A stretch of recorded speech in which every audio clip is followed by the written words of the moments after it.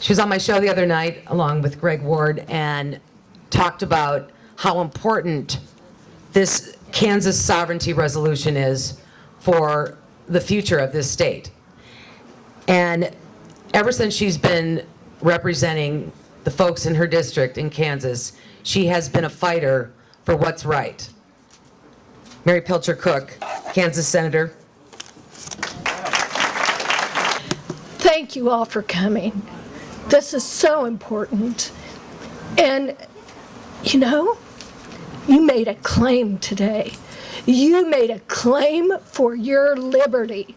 Just by coming here, you are making a difference. And we are going to see a change. We saw it today.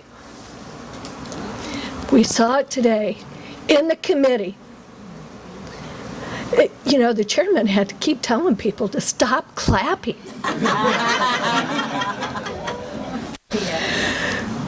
So the time has come where individuals are standing up and resisting the intrusion on their freedoms. The peaceful way is to do it through the states. Through the states and making a claim back on your liberty. We shot the first message across the bow by passing this resolution. Next thing that comes will be the Healthcare Freedom Amendment. Healthcare Freedom Amendment will be a Kansas constitutional amendment. It's not just a message. It's going to take 2/3 vote of each house, and then it goes to the ballot for the people to vote. And what does it do? It will preserve the freedom of Kansans to provide for their own health care in the way that they choose.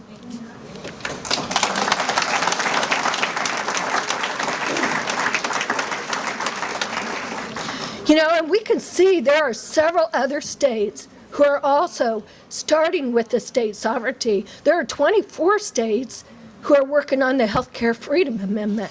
And I expect that to increase because that's what I heard about in December. Now that all the state legislatures are starting up in January, or most of them, we're going to hear a lot more about this. So we know that America is a union of sovereign states, and each state jealously tries to protect the liberty of its citizens. And on this date and at this time, in this hour, it is our duty, the citizens' duty, to stand up through their legislators and reclaim their liberty and state. And the resolution basically says this: don't tread on my liberty. Right. Now, I think it's important to point out, I love this, Calvin Coolidge said the things of the Spirit must come first. And you know, we live in an age of science and an abundance of material things. But unless we cling to the self-evident truths espoused in our Declaration of Independence, that we are endowed by our Creator with certain unalienable rights, that among these rights are the right to life, liberty, and the pursuit of happiness, our country will turn into a landscape of hopelessness.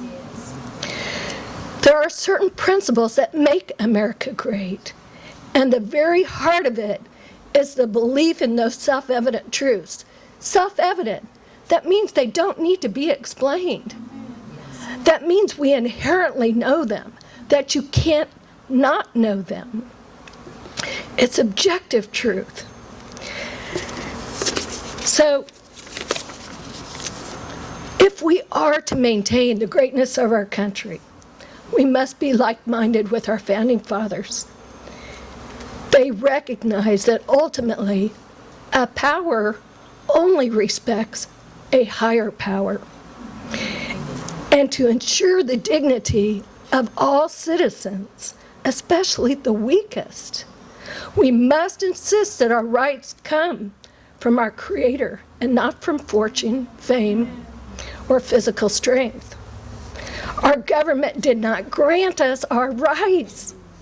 It recognized we were born with those rights. So many citizens in many states waking up all over the country, it's unmistakable.